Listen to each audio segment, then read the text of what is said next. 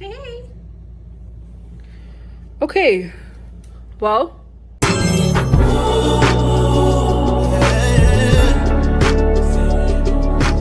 what's up you guys, it's me Rashawn and welcome to a new video. Happy Sunday. It is Super Bowl Sunday or Benito Bowl Sunday. Shout out Bad Bunny. I just had an incredible therapy session, and I just want to share a few tidbits from my session that I think are valuable. It helps me a lot, so I just want to share it with you because it's a community over here, you know what I mean? I got to share the tips. So let's just get right into it. To the notes, I took some notes, and I'm not going to share everything we talked about, obviously, but I'm just going to share like 3 points that I feel like are incredibly important and helpful. First things first is boundaries are the best way to define who you are. So my therapist said that, and I was like, girl, oh, whoa, okay. But it is so true. Boundaries are the best way to define who you are. It's so true because setting boundaries, and I've been practicing that a lot lately. I've been having a lot of transition in my life lately. So almost been naturally kind of like forced to set boundaries because of these new transitions in my life. So including moving to my new apartment. And it's so true. Like your boundaries really tell you what you're willing to stand for and what you're not willing to stand for. Like your boundaries really highlight what is morally important to you. Your boundaries really make it clear, really black and white on like what you'll allow in your life and what you will not. So it's kind of important to pay attention to that and like what those triggers are, because they help you define who you are and what you want, what you don't want, what you prefer, what you don't prefer. Like it really does tell a story. So whenever you're setting boundaries, just kind of like take a moment to almost like reflect. You don't necessarily have to journal, but I suggest journaling or like at least popping something in your notes app just to say like, this and this happened today, this made me feel like this, I don't like that, and I don't want to do that. Because what you're going to notice over time is like a pattern of what works for you and what doesn't.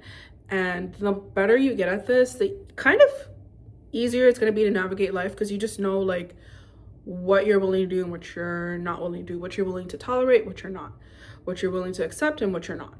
This is applicable in all aspects of your life, in close relationships, romantic relationships, friendships, family, whatever it is.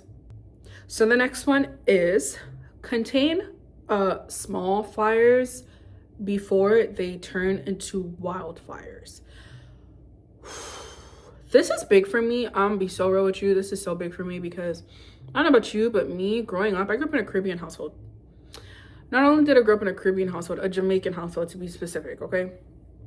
Not only that, but I grew up as the youngest girl in a Caribbean household. So all I'm trying to say is like speaking up for yourself, it's not really a thing that you're taught in a Caribbean household, period. Like you kind of just do what you're told, period. Like it doesn't matter if it's wrong, it don't matter if it's this, I don't agree with that, it doesn't really matter. Like you kind of just do what you're told to do. There's not a lot of like communication. I'm gonna attribute it to being from a Caribbean household, but I know there's other different types of households and cultures that kind of practice that, where it's like you as a child, your only job is to go to school and be obedient. So because of that lack of communication growing up as a child and communicating like your needs and what works for you and what doesn't, right? We subconsciously kind of like just accept, especially as a woman, we subconsciously just accept what's handed to us because that's just kind of like what we're taught to do from growing up.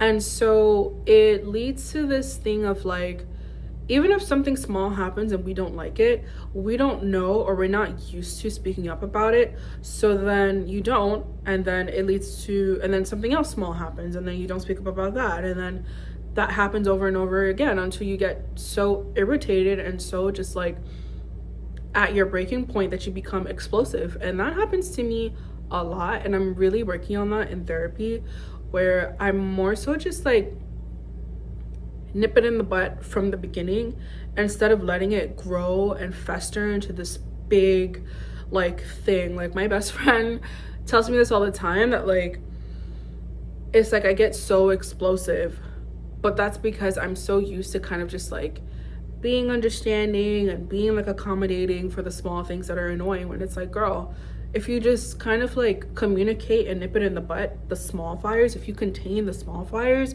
then there won't just be such a wildfire that you're trying to like now put out. And it's easier to contain the small fire than it is to put out an entire wildfire, right? So I'm learning it. Definitely work on that and just like say what it is from the beginning, even if it's uncomfortable. Even if it's like, dang, I don't know how they're gonna react. I don't know if they're gonna like that. I don't know. Even if you feel those ways, you should still say the thing. You should still do the thing. If you communicate what it is and people don't like it, then people don't like it. It's fine. It doesn't mean that you did something bad. It doesn't mean that it's the end of the world. It just simply means that, okay, there's a misalignment here. And by setting those boundaries, going back to my first point of setting the boundaries really define who you are. If there's a misalignment, then there's a misalignment, and it's okay. So put out the small fires before they turn into wildfires, also from my therapist. So the third thing is more so from me. I started the conversation with my therapist about this because she asked me like, how am I doing? How am I feeling? And one thing that I am actively practicing is being more neutral. What this means is, instead of being so emotionally triggered by other people, other things people say, even things that people don't say, just like, are they moving funny towards me, whatever it is, like instead of overthinking all that stuff, I'm just learning to be more neutral. I'm not saying like don't get excited over things, but I am saying that like learn to just be more like chill about it. Like it's also a way of like manifesting more into your life. The more chill you are about it, the easier it is for something to manifest in your life. Versus if you make it like, oh my gosh, this is such a big deal. Oh my God, I can't believe I actually did. It's almost like you're setting this energy of like, oh, like it's almost like a pick me desperation kind of energy, where it's like, if you just kind of be more neutral about things, you build the sense, you build a stronger self-trust. You also manifest easier, and you also learn to kind of like validating your own self and what that looks like for you.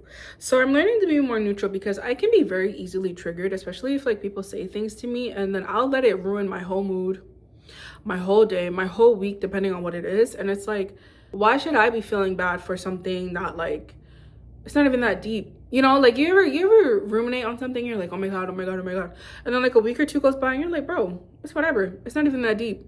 I don't want to do that.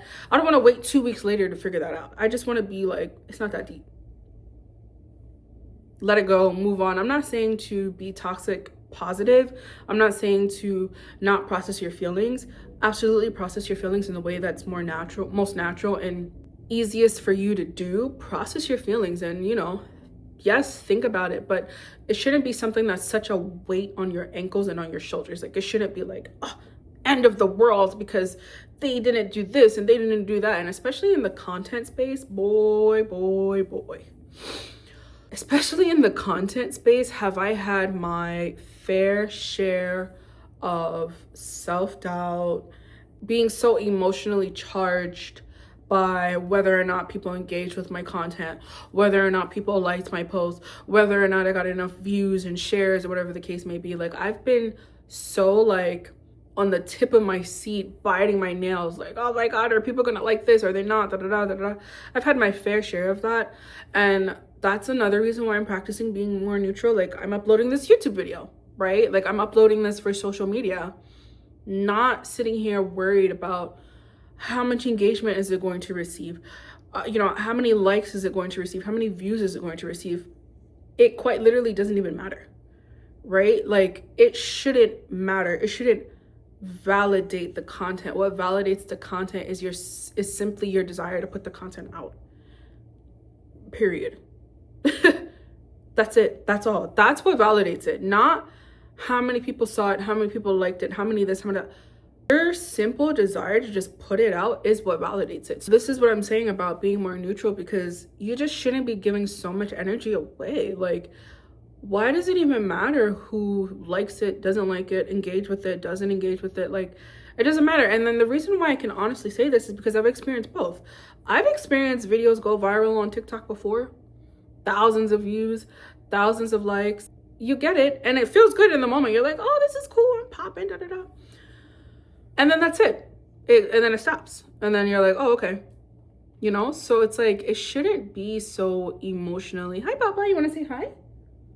You just have to be more neutral, because then it stops. The hype stops. And then it's like, now what? Now you're going to feel like crap because your next video only got 300 views? You know what I'm saying? Like, but if you're just neutral about it in the first place, like, oh, I'm chilling. 300 views, 3,000 views, 3 million views, like, I'm chilling. I'm pretty neutral any which way I look at it. And then it's not gonna have such a, oh my God, impact on you. It's not gonna be so like, oh my God, oh my God, oh my God. You know what I mean? Like, especially when like people may say or do things that are like, why would they do that to me? Why would they say that to me? I made a post the other day on Threads that was like, a lot of times people are only doing things to self-soothe. They're only doing what they feel like is the right thing to do out of the desire or out of the need to self-soothe. So very rarely is it about you. Very rarely is the action that people do towards you about you. It's usually, I'ma say 9.5 times out of 10 about them and their desire to self-soothe in some sort of way. So that's why people will be like haters to like girls are sometimes haters to other girls. Like, she's not even that cute, she's not even this, she's not even that. But they're doing that to self-soothe their own insecurities. So it's not even because they really feel that way. They just feel like less than about themselves.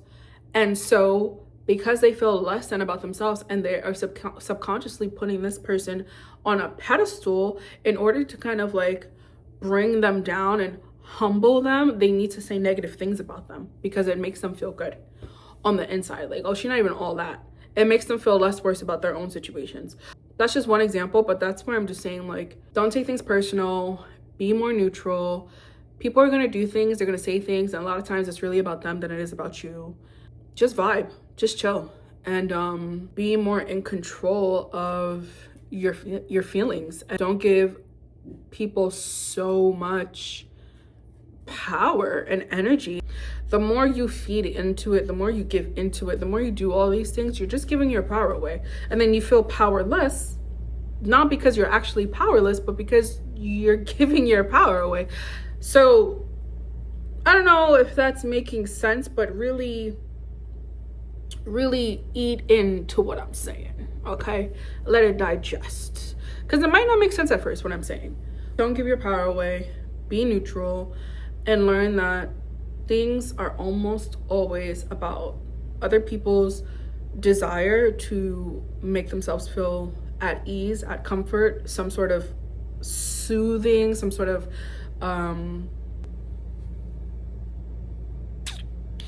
okay, so that sums up my video for today.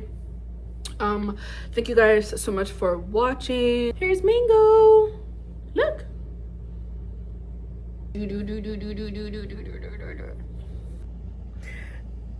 That ends the video.